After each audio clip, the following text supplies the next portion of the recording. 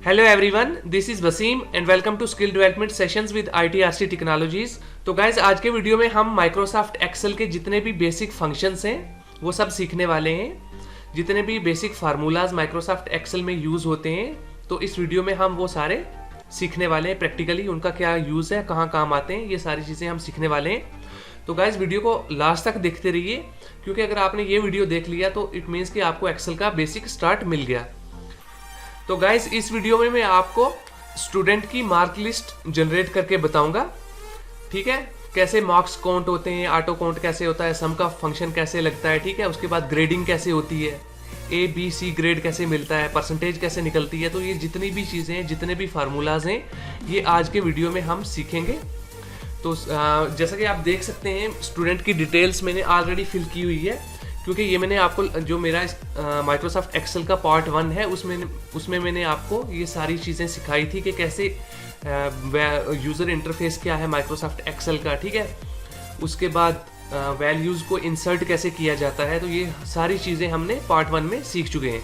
तो अगर किसी ने पार्ट 1 नहीं देखा तो आप पहले पार्ट 1 इसका देख लें माइक्रोसॉफ्ट एक्सेल का, क्योंकि हमने बेसिक उसमें कवर किया हुआ है। तो लिंक आपको वीडियो के डिस्क्रिप्शन पार्ट में मिल जाएगा, तो आप वहाँ पर जाएं और पहले पार्ट 1 देख लें इसका। तो चलिए शुरू करते हैं। तो सबसे पहले मैं इसकी थोड़ी फॉर्मेटिंग कर लेता हूँ। तो फॉर्मेटिंग करने से इसका थोड़ा जो इंटरफेस है वो अच्छा हो जाएगा। तो सबसे पहले मैं इसका टेक्स्ट का साइज इंक्रीज कर लेता हूँ, और उसके बाद इसको मैं थोड़ा कलर दे देता हूँ।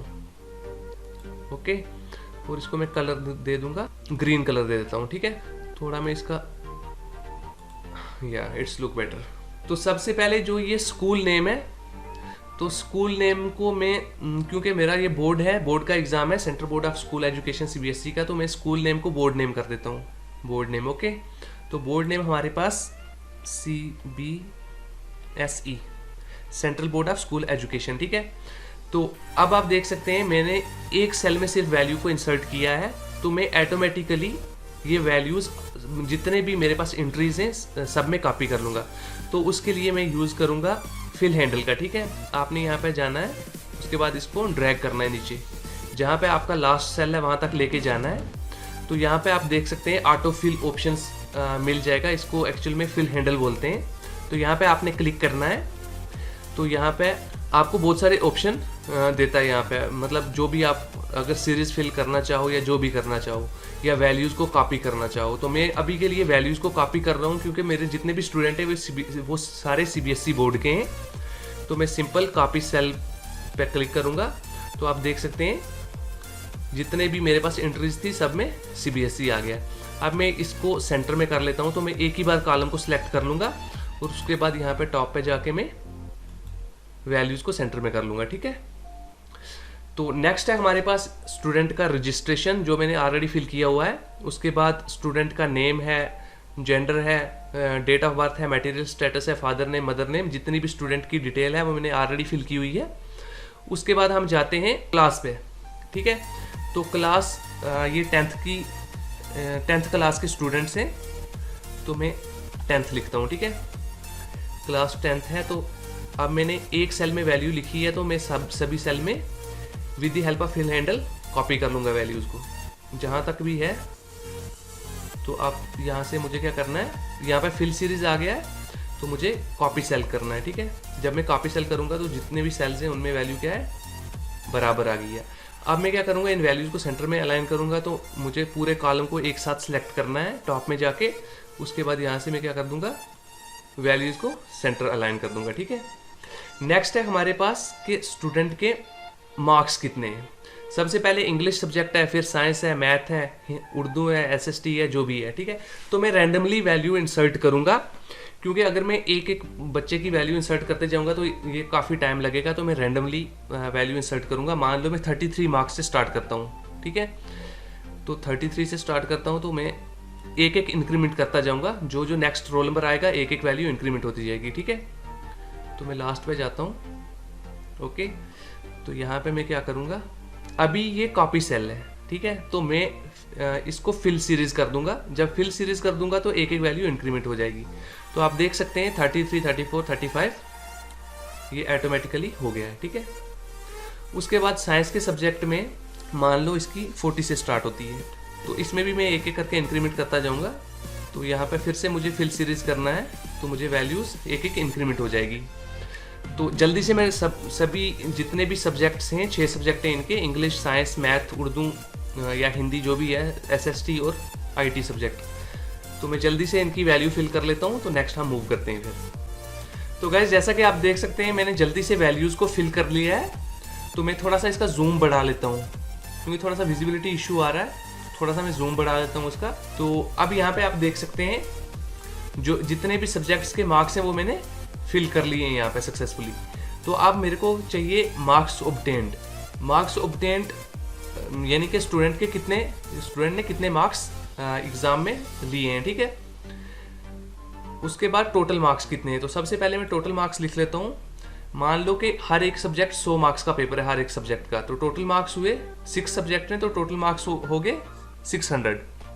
ओके, तो 600 को भी मैं सभी सेल्स में कॉपी कर लेता हूँ। वैल्यूज़ को मैंने कॉपी कर लिया है। अब फिर से मैं कॉलम को टॉप से सिलेक्ट करूंगा और इसकी वैल्यूज़ को सेंटर में अलाइन कर लूंगा। ओके, तो मार्क्स ऑब्टेन्ड। अब मार्क्स ऑब्टेन्ड के लिए मुझे फार्मूला लगाना पड़ेगा, मतलब कि स्टूडेंट जो भी इसका नाम जो भी है स्टूडेंट का, जो टॉप वाली एंट्री है, तो इसके इंग्लिश में 79 मार्क्स हैं, साइंस में 60 हैं, मैथ में 77 है, और ये इसका जो हिंदी उर्दू सब्जेक्ट है इसमें ऑप्शनल जो भी है इसके 78 हैं, SST में इसके 49 हैं और IT में इसके 90 हैं। तो मुझे टोटल करना है कि इसने मार्क्स ऑब्टेन्ड यहाँ पे किए हैं। तो मुझे क्या करना है, ये सेल रेंज निकालना है। ये जो यहाँ से लेके यहाँ तक मतलब 6 सब्जेक्ट की वैल्यूज़ को मुझे ऐड करवाना है। तो ऐड करवाने के लिए मुझे फार्मूला लगाना पड़ेगा सम का, क्योंकि अगर मैनुअली तो मैं नहीं ना ऐड कर सकता इतनी एंट्रीज को। तो इसके काम को बूस्ट करने के लिए, फास्ट मतलब काम करने के लिए मैं यहाँ पे फार्मूला लगाऊंगा, सम फार्मूला लगेगा यहाँ पे, ठीक है। तो सम फार्मूला लगाने के लिए मैं ऊपर फार्मूला बार में जाऊँगा, इसको फार्मूला बार बोलते हैं। तो यहाँ पे मैं जाके सबसे पहले मैं सेल सेलेक्ट करूँगा, ठीक है, जिस सेल में मुझे टोटल वैल्यूज़ निकालनी है, सम निकालना है। तो यहाँ पे मैं 1 सेकंड के लिए इसके मार्क्स फिल कर लेता हूँ। तो ये वाली जो सेल है, मान लो मार्क्स ऑब्टेन्ड, ठीक है, इस एंट्रीज के बिल्कुल सामने जो सेल है, यहाँ पे मुझे टोटल मार्क्स ऐड करवाने हैं। तो पहले मैं सेल को सिलेक्ट करूँगा, उसके बाद मैं जाऊँगा फार्मूला बार में। तो फार्मूला बार में जाके मैं सम का फार्मूला लिखूँगा। तो सम का फार्मूला है इज इक्वल टू का साइन, उसके बाद सम के बाद सर्कुलर ब्रेस ओपनिंग और यहाँ पे नंबर्स, जो भी नंबर्स हैं। तो लास्ट वाले वीडियो में मैंने आपको रोज और कॉलम्स का कंसेप्ट बताया था। तो इस वाले सेल को मुझे पहले लिखना है। तो इस सेल की वैल्यू है K4। ओके, K यहाँ से आ गया कॉलम का और रो यहाँ से आ गया 4 आ गई रो और कॉलम आ गया K, तो आ गया K4। उसके बाद मुझे यहाँ पे रेशो का साइन डालना है।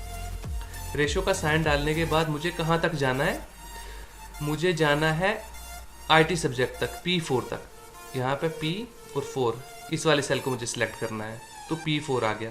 अब मैं जो भी मेरी करली ब्रेस है इसको सर्कुलर ब्रेस है, इसको मैं क्लोज कर लूँगा, ठीक है। मैंने क्लोज कर लिया है। उसके बाद मुझे ऑटोमेटिकली इस सेल में वैल्यूज़ का सम आ गया है। तो टोटल मार्क्स जो हैं, जो मेरा स्टूडेंट फर्स्ट है उसके आगे 432।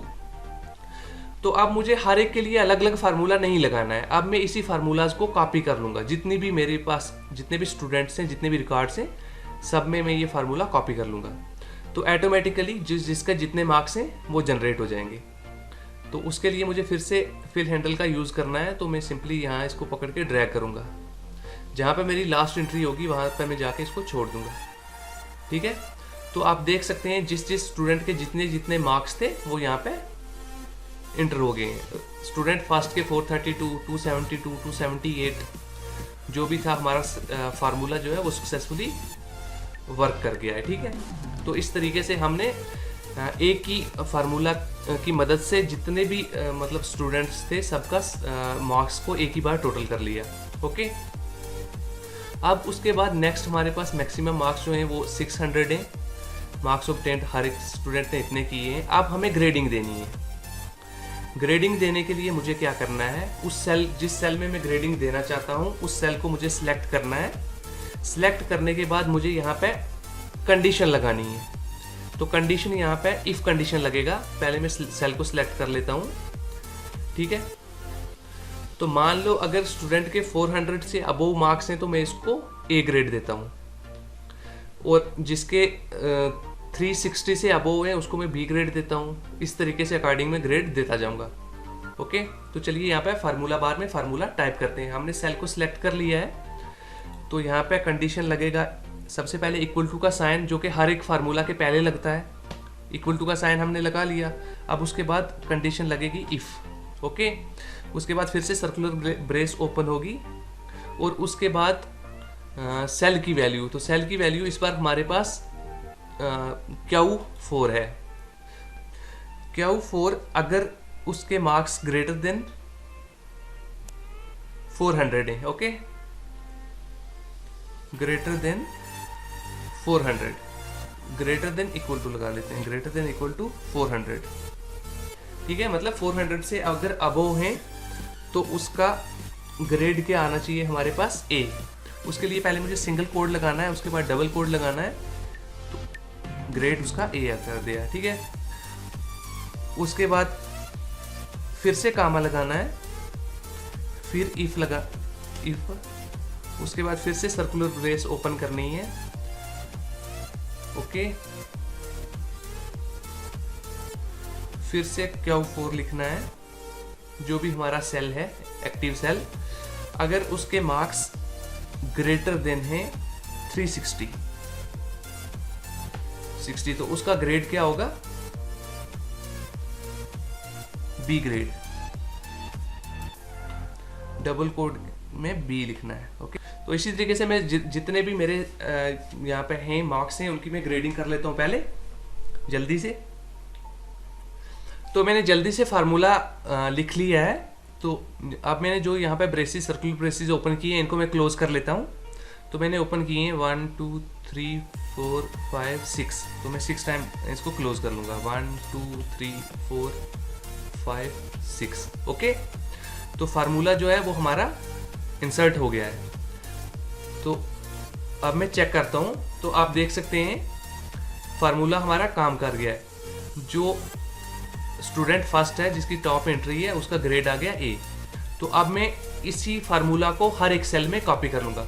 आप देख सकते हैं जब भी मैं इस, जहाँ पर ये फार्मूला मैंने लगाया था, अब ये एक्टिव सेल जो है इस पर मैंने जब क्लिक किया है तो आप टॉप पे देख सकते हैं फार्मूला बार में जो मैंने फार्मूला लगाया हुआ था वो हाईलाइट हो गया है।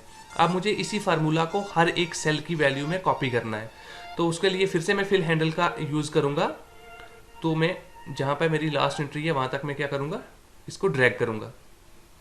ओके, तो अब आप देख सकते हैं अब जिसका जो ग्रेड है वो ऑटोमेटिकली यहाँ पे शो हो गया है। अब जो टॉप एंट्री है उसका ए ग्रेड है, सेकंड का डी है, उसके बाद सी है, बी है, ठीक है, फिर ए है। तो यहाँ पे इस केस में फेल कोई कैंडिडेट नहीं है। तो आप यहाँ पे देख सकते हैं, मैं किसी एक सेल को हाईलाइट करता हूँ, तो आप फार्मूला में देख सकते हैं 200 से कम किसी के मार्क्स नहीं है। अगर किसी के मार्क्स 200 से कम होते तो यहाँ पे फेल भी शो होना था, तो इसलिए फेल शो नहीं हुआ है। तो सब जितने भी स्टूडेंट हैं वो सारे क्वालिफाई हैं, तो उनके मार्क्स के अकॉर्डिंग उनका ग्रेड यहाँ पे शो हुआ है। तो मैं इसको थोड़ा सा अलाइन सेंटर कर लेता हूँ, कॉलम को सिलेक्ट करके अलाइन सेंटर कर लिया मैंने, ठीक है। तो उसके बाद मुझे रिजल्ट में क्या करना है, तो जहाँ पे मैंने ग्रेड ए बी सी दिया हुआ था वहाँ पे आप मुझे डिस्टिंक्शन, पास्ट या फर्स्ट डिवीजन जो भी लिखना है वो लिखना है, ठीक है। तो अगर ग्रेटर देन 400 है तो डिस्टिंक्शन है, डिस्टिंक्शन। ओके, तो अगर ये 360 से अबोव है तो ये फर्स्ट डिवीजन है। उसके बाद अगर ये 360 से अबोव है तो ये सेकंड डिवीजन है। ओके, फिर उसके बाद अगर ये 250 से अबोव है तो ये मान लो ये पास है। तो अगर इसका ई है तो ये भी मान लो पास है। ओके,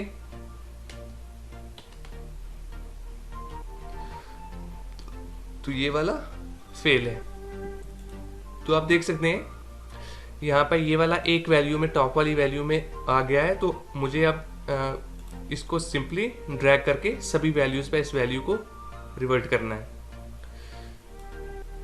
तो आप देख सकते हैं ऑटोमेटिकली जिसकी सेकंड डिवीजन थी या जो जो पास था वो अकॉर्डिंगली यहाँ पे शो हो गया है। तो इस तरीके से हमने आज सीख लिया है कि हम कैसे इसमें एक्सेल के अंदर सम फंक्शन का यूज़ कैसे करते हैं, ठीक है, वैल्यू को ऐड कैसे करवाते हैं, सेल के रेंज की वैल्यूज़ को हम कैसे ऐड करते हैं, उसके बाद हम ग्रेडिंग कैसे करते हैं, क्योंकि इसमें हमने जितने भी बेसिक फंक्शंस है वो हमने सीख लिए हैं। सम फंक्शंस का यूज़ करना हमने सीख लिया है, उसके बाद इफ़ कंडीशन का यूज़ करना हमने सीख लिया है, ठीक है, कैसे ग्रेडिंग की जाती है, ठीक, ओके, उसके बाद कैसे वैल्यूज़, रेंज ऑफ वैल्यूज़ को कैसे सम किया जाता है, ठीक है। तो इस तरीके से जो भी मार्क लिस्ट होती हैं वो जनरेट होती हैं। तो हमारा जो काम है वो एक्सेल की मदद से बहुत ज़्यादा बूस्ट हो जाता है, पर कंडीशन ये है कि हमें एक्सेल्स के फार्मूला को अच्छे तरीके से यूज़ करना आना चाहिए। तो गाइस आज के लिए बस इतना ही। उम्मीद करता हूँ कि आपको वीडियो पसंद आया होगा। अगर आपको वीडियो पसंद आया है तो वीडियो को लाइक करें, वीडियो को शेयर करें और चैनल को सब्सक्राइब करना ना भूलें, क्योंकि यहाँ पर मैं हर दिन टेक्नोलॉजी से रिलेटेड कोई ना कोई नई वीडियो लाता रहता हूँ। तो थैंक्स फॉर वॉचिंग। मिलते हैं आपको एक नए एक्साइटिंग वीडियो में। तब तक के लिए गुड बाय।